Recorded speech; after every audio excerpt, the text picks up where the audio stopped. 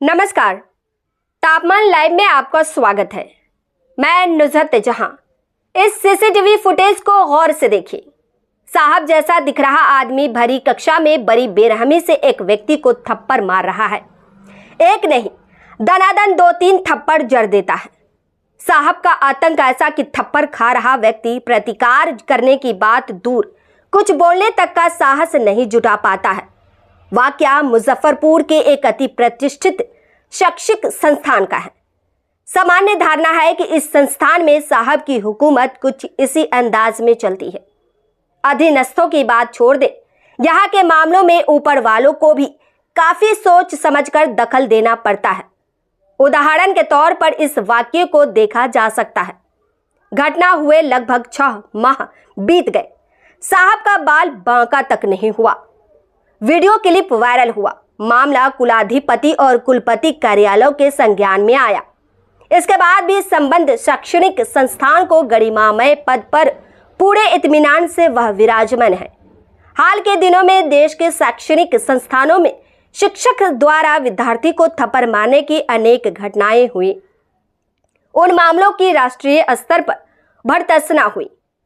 संवेदनशील समाज ने शिक्षा के मंदिर में क्रूरता पर गहरी चिंता जताई। निर्दयी शिक्षकों के खिलाफ कार्रवाई भी हुई। पर मुजफ्फरपुर के इस मामले में हैरान करने वाली गजब की खामोशी दिखी। साहब ने किसी विद्यार्थी को नहीं, अधीनस्थ एक प्राध्यापक को सरेआम थप्पड़ मारा। न शिक्षक ने संगठनों ने इस मुद्दे को उठाया और न छात्रों की मुठियां लहराई। सब मौन रह गए। संभवतः इस वजह से कि थप्पड़ खाने वाले प्राध्यापक ने इसे तूल नहीं दिया, अपमान को पी गए।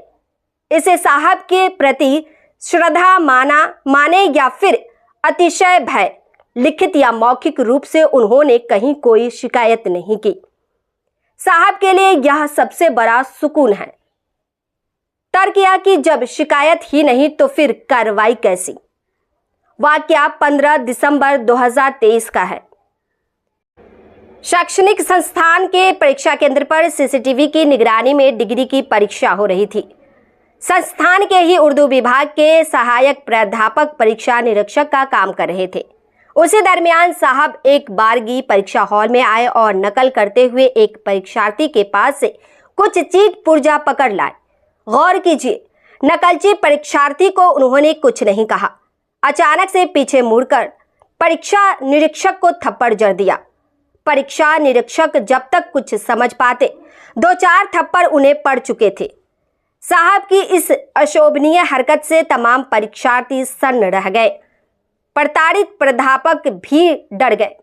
इतना कि वाकया का कहीं जिक्र तक नहीं किया। मामला रफा दफा हो गया। परीक्षा केंद्र पर कैमरा और मोबाइल ले जाना प्रतिबंधित है, इसलिए खबर तत्काल बाहर नहीं आई, लेकिन ज्यादा दिनों तक छिपी भी नहीं रह पाई। सीसीटीवी फुटेज के रूप में पब्लिक डोमेन में आ ही गई। आश्चर्य कि इस फुटेज के वायरल होने के बाद भी कोई कार्रवाई नहीं हुई। किसी ने इस सवाल को नहीं उठाया कि परीक्षा में कदाचार हो भी रहा था तो क्या परीक्षार्थियों के सामने एक सम्मानित प्राध्यापक को सरेआम थप्पड़ मारने का अधिकार साहब को था? नहीं तो फिर उन्होंने ऐसा क्यों किया?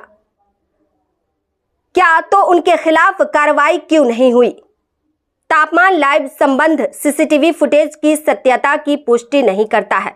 वैसे इसी फुटेज के आधार पर ऑल इंडिया स्टूडेंट्स फेडरेशन की मुजफ्फरपुर जिला इकाई के अध्यक्ष महिपाल ओझा ने भी खुलासा किया है कि उस पर विश्वास करे तो मामला लंगट सिंह कॉलेज मुजफ्फरपुर का है।